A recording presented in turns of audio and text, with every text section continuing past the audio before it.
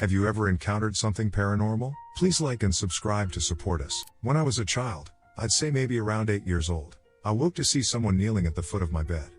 It was a feminine figure. At first, I thought it was my sister, but quickly realized it was not. I do remember not being frightened. It was as if this was a natural occurrence.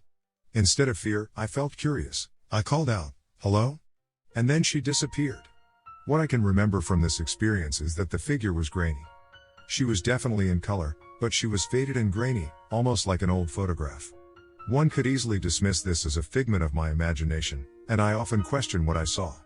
However, I still maintain that what I saw was a spirit. I grew up in a family where multiple family members have had otherworldly encounters. My grandmother had multiple encounters, including claiming that she heard a banshee wail when her own mother died. Her son, my father, always tells the story of how he grew up in a haunted house. Everyone in the house, and he has 5 siblings, used to hear someone come home at night while they were sleeping. Footsteps could be heard climbing the stairs at about the same time every night. No one saw anything. They just heard the footsteps. From what I've been told, the house was previously owned by a police officer who worked shifts where he would come home later in the evening. I'm assuming that he passed away and my family rented/purchased the house after that. One of my uncles claims he saw the officer sitting at their kitchen table early one morning. However, I really feel he was too young to remember that house. Another uncle had a friend spend the night. They were in their late teens at the time. The friend slept on the couch in the living room. He heard the officer come home, including the footsteps up the stairs, and was not having it. It apparently scared the hell out of him, and he immediately went home. My dad described his eyes being as big as saucers. They eventually moved out of the house after my grandfather passed away. The house was near the cemetery where he was buried. My grandmother kept having dreams where he would get up out of his grave and walk towards the house to see her. They moved not long after that. Oh boy, story time. This happened several years ago. I was a teenager at the time, and my recollection of the events at hand is pretty good. I'm saying this since I see that a lot of answers come from people remembering stuff happening to them when they were kids. Anyway, in order to completely understand this story, you need to know 2 very important things. The story is taking place in Southern Europe, where I am from, and it is a story that completely changed my view on life. It all begins with a small skin problem I had, warts. I've had them since I could remember. They were always located on my hands and always presented this terrible thing that I have that many other people don't. My confidence levels were okay, for a teenager at least, but I was always ashamed of my hands. I didn't feel comfortable showing my hands in public. I would get nervous holding my girlfriend by her hand. Shaking hands was somewhat of a trouble as well. Basically, you get the picture. Hand warts are a pain. So, time goes by, and I realize I have to do something about this problem. Being a European, I have grown up enjoying 2 important things: free healthcare and absolute, total belief in science/medicine. So I go and visit a skin doctor. They schedule a treatment for me, and I get on with it. Treatment included burning the warts with different types of medications, as well as application of different types of creams and powders. This had been going on for several months, but the warts would just simply not go away.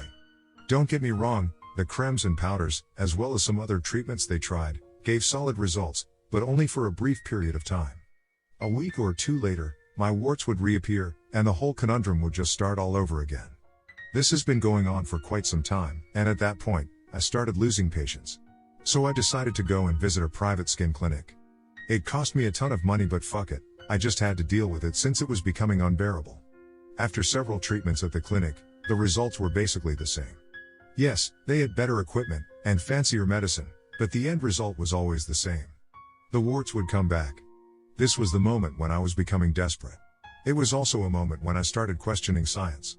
How is it possible that we managed to send a man to the moon, yet we can't cure something as stupid as warts?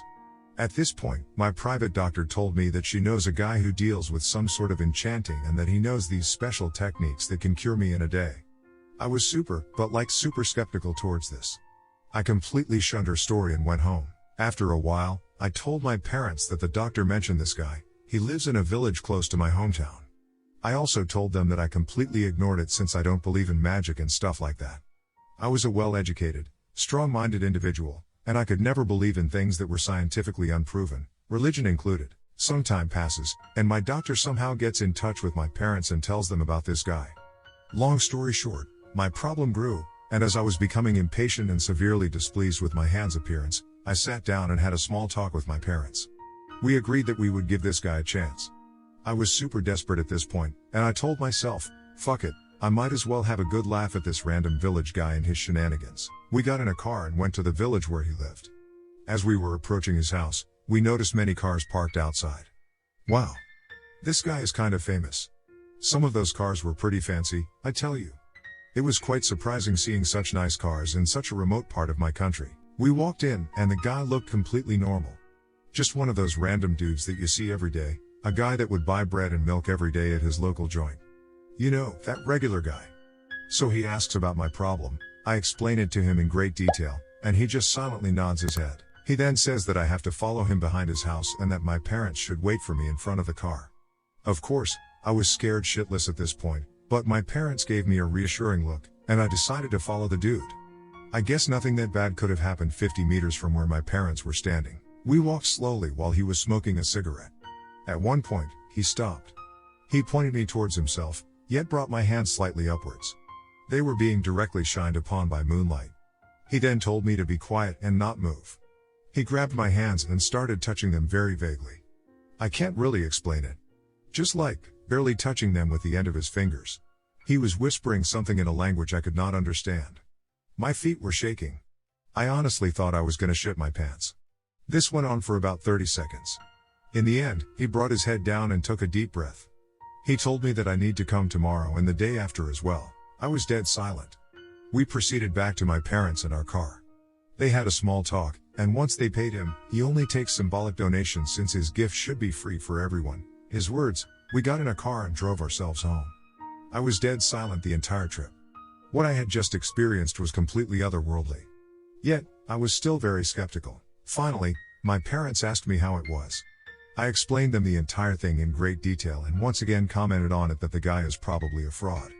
There was no way on earth that this would work. Regardless, I decided to give him a chance and agreed to go there 2 following days as well. Both days the routine was exactly the same. Go there, go behind his house, give him my hands, he whispers stuff for 30 seconds, moon shines, he finishes. All done. After my 3rd visit, he told me that I am now cured and that I should never have to worry about warts again. I was like, yeah, right, I've heard that story before. He just said to follow the moon and never worry again. Heavy stuff, I tell you. We pay him and go back home. A couple of days passed, and nothing changed. The warts were still there, and I was as displeased as before. Hell, even more. This guy took our money for basically doing nothing. Absolutely nothing. On the 4th day, I think, I woke up having this weird feeling on my hands. The largest wart I had shrunk significantly. I swear. It was unbelievable. It looked completely different than what it did just 5 days ago. I immediately showed it to my parents, and we were all shocked. Yet, it was still no time for celebration. Days went on, and I kinda stopped thinking about it, had a pretty important semester at school at that point. I would check every couple of hours or so, but didn't really bang my head around it. Approximately 10 days after the visit, all of the smaller warts that I had on my fingers were gone. It was a fucking miracle, I tell you. I have never, ever experienced anything like that. I have never even seen anything like that. Long story short, 20 days after all of my medium warts were gone as well, and my 2 biggest ones were reduced to a size of something you wouldn't even consider a wart. A month later, my hands were clean and looked like those of a piano artist. Today, more than 7 years later, I still have no warts whatsoever. I have no idea what that guy did. I don't know whether it was magic or something else. But this is by far the biggest paranormal experience I had, and I must say that it made me broaden my horizons extensively about what folklore and old tales say. I would be more than happy to answer any questions if you guys have them. I've told this story numerous times, and every time I tell it, people are in complete awe. You usually hear about stories like this, but it is quite rare to hear it from someone who experienced it firsthand. In my town, there was a factory that had been burnt down. I'm a little sketchy on the details because it all happened before I moved there. Anyway, as bored teenagers do, we decided to explore it, so we did. And we did again, and again until we knew that place inside out. It was quite a large place as well with many buildings, and most of these buildings had an upstairs and downstairs. It was creepy, there were dead birds everywhere, copy of files all over the floor, charred walls and floors. It was pitch black for the most part, and we had to use the light on our phones. Anyhow, we were with some new people and showing them around, and we were coming up to a room that had "You're Not Alone" spray painted across the wall. We all just assumed it was a poor attempt at scaring anyone who went in, especially as your was spelt wrong. So we're coming up to this room, and I'm the first to head in. The others are a wall behind me, but they saw it, too. 2 large rocks came flying at my head, as though they were thrown, but I don't think anyone was there, man. Well, it's safe to say, I freaked the ever-loving fuck out and made us all leave immediately. Despite all this, though, I don't really believe in the paranormal. When you die, right? Too scientific for this shit, really. Was probably just a homeless guy. Right? About 10 years ago, I was at a house party in a very small, isolated town that more or less consisted of 20 houses and a playground. Myself and a few friends were drinking at a pretty impressive level, considering our ages, but the atmosphere was quite subdued, and we ended up in one of those moods where we've got to do something. After a, probably unwelcome, search of the host's garage, we found an old game that some people might remember, Sega Lock-On. This game was basically a commercial laser tag kit. Each set was a 2-player game, 2 guns, and 2 visors. The hit sensor was encompassed in this headset/visor with a red LED display showing your lives. We immediately knew we had to play it, though we quickly found that one of the headsets was broken. Working around the problem in a fairly cruel adolescent way, we resolved that the game would become a hunt, rather than a fight. 2 people carried guns. I was in this role, a 3rd person wore the headset and had to evade the other players. With the rules established, the 3 of us made our way to the town's playground, which at this time of night was lit only by virtue of the nearby road. When we reached the park, my friend in the headset bolted off into a field, leaving me and another friend to bide the time while we gave him a head start. We got carried away chatting about something, and by the time we got looking, our alcohol-shortened attention spans had moved on to something else. But we stumbled around the park anyway, not seeing much in the dark. On the edge of the park was a small wooden cabin, whose purpose can only be speculated as a sheltered place to watch football games from.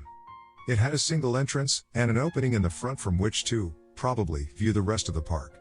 As we walked by this, me and my friend heard a shuffling, sniffing noise from the cabin. Our conversation vanished, and we advanced on the building. The inside of the cabin was partially lit by street light, coming in through the door at an odd angle that left the corners unlit. In the dark of the back corner, we saw our friend, and we began drunkenly firing our AA-operated handguns.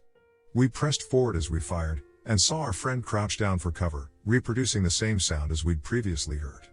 We fired and fired, but never once heard the ringing alarm sound that is generated by a successful hit. At this point, the angle from which the street light entered the cabin appeared to shift, drifting toward the corner, illuminating it. As it did so, the crouched figure that we'd been firing at, wilted. It closed upon itself like a ball, still maintaining the features of our friend. Kind of like when you see a ball of newspaper burn, its form shrivels, but you can still make out all of the folds. By this point, both myself and my friend had stopped shooting. From my perspective, it was because I could now see that this person didn't have the red LED display of the headset. The light continued to arc across the back of the cabin, until it completely lit the corner. We watched whatever had been in there melt away into the floor. My friend and I turned to each other for a moment, and then we both ran. We got back to the street and stopped directly under the nearest street light. For a while, we said nothing, completely unwilling to explore the idea any further. But it was inevitable that we talk about it. I was dying to hear that he'd seen a different thing than I did, and he had hoped the same. Ultimately, we had both experienced the same visual and auditory hallucinations. We were drunk, definitely, but I've been drunk plenty since and never seen the glow of a street lamp wander like a lighthouse beam. And I've never seen a shadow in a corner that looked like a moving person, let alone one that's the spitting image of a particular friend. When we finally calmed down enough to get back to the party, we found out that the guy we were hunting, being a resident of this town, had known a shortcut out of the park, and had been back at this house laughing at us before we'd finished counting up a head start.